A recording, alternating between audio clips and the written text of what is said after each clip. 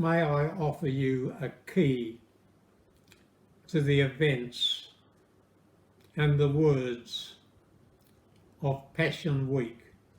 As you know, Passion Week is a term for the last week of Christ's life, spent in Jerusalem, encompassing Gethsemane and Calvary and the resurrection. Here is the key. The events and words of Passion Week typify events at the end of the world. Passion Week is the end of the Old Testament dispensation. With the resurrection began the new resurrection, the new dispensation. So listen carefully while I outline how Passion Week is a type of the end of the world. It begins with a triumphal entry, and the ancient world of Jerusalem is paralysed for a while and then polarised thereafter. That's the way it'll be at the end of the world. Parallel to the triumphant entry will be the last proclamation of the gospel, which will polarise the world into believers and unbelievers. We read in the gospel story that different groups of Christ's enemies got together in order to condemn and kill Christ. That's the way it'll be at the end of the world.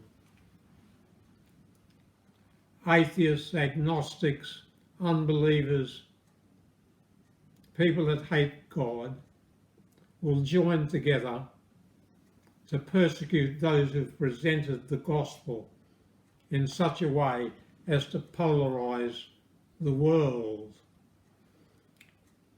In Christ's day, church and state united. Caiaphas and the priest linked with the Roman power, church and state. Revelation chapter 13 says that's the way it'll be at the end of the world. The world will be in such a mess. Government will agree on a low-grade religion in an attempt to unite the world, and apostate church and apostate government will unite to enforce the mark of the beast, false religion. And then will come a death decree for those that don't submit to what the apostate church and the apostate government are legislating. And there'll be a great time of trouble for believers, followed by a greater time of trouble when many Christians will be put to death. Matthew 24 tells that, and Daniel 12:7 foretells that. Many Christians will die in the last conflict.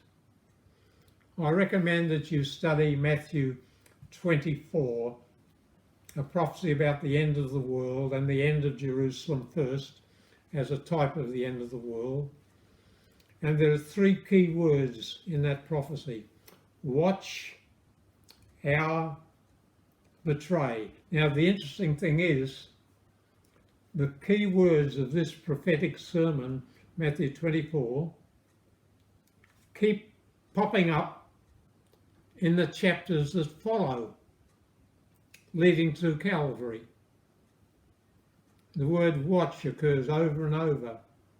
The word hour occurs over and over. Betray occurs over and over. God is telling us the events at the end of Christ's life prefigure the events at the end of the world, when there'll be a triumphant proclamation of the gospel. Revelation 18:1-4 says the world will be lightened with the glory of God. That's the final proclamation. But it polarises the world into friends and enemies of Christ. and church and state will unite. The world will be in such a mess. They want a low-grade religion everybody can agree on and stop the chance of war that'll destroy them. So church and state will unite at the end of the world, as Caiaphas and the priests united with the Romans. Then will come a death decree if you don't conform. It's very dangerous to be a Christian. If you're a Christian, you're a non-conformist.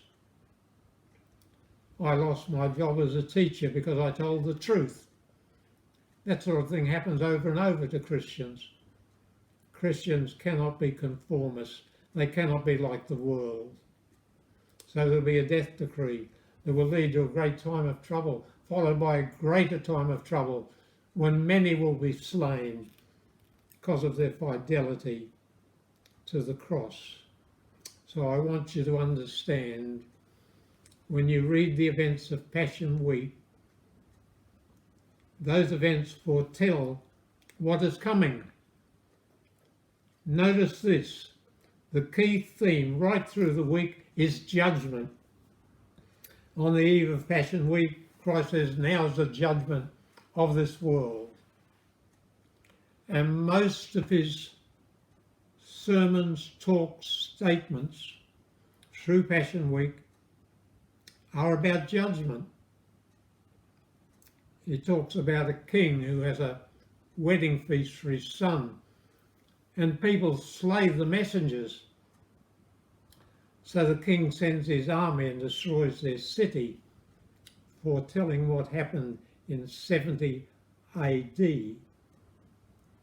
Christ talks about himself as a stone. He says, whoever falls on this stone opposing it will be broken.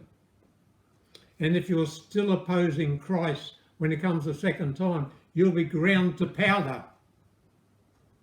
Over and over, the theme in Passion Week is about judgment. It climaxes when the king comes in his glory and divides the nations and the people. Doesn't talk about religion. Doesn't talk about faith. It just talks about love. You fed me when I was hungry. You clothed me when I was naked. You visited me when I was sick or in prison. But to the wicked he says, when I was sick you didn't come to me. When I was hungry you didn't feed me. When I was naked you didn't clothe me. So the evidence of whether you're saved or lost at the end of time and the final judgment is the fruit that comes from the experience of justification, love. Doesn't have to mention religion because the fruit of true religion is love. Faith it doesn't mention, but faith brings forth love.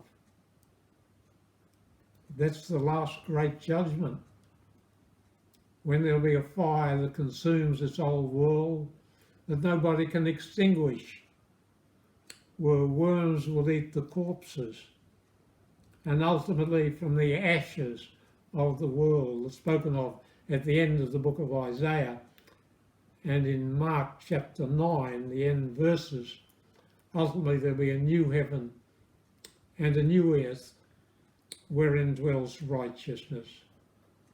Dear friend, don't read the Bible. Study it. Study it.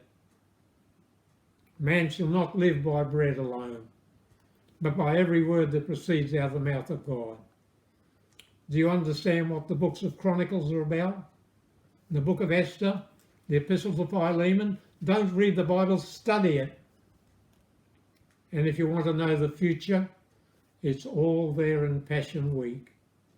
May God prepare you and me for what is coming upon this guilty, tired, judgment-bound world.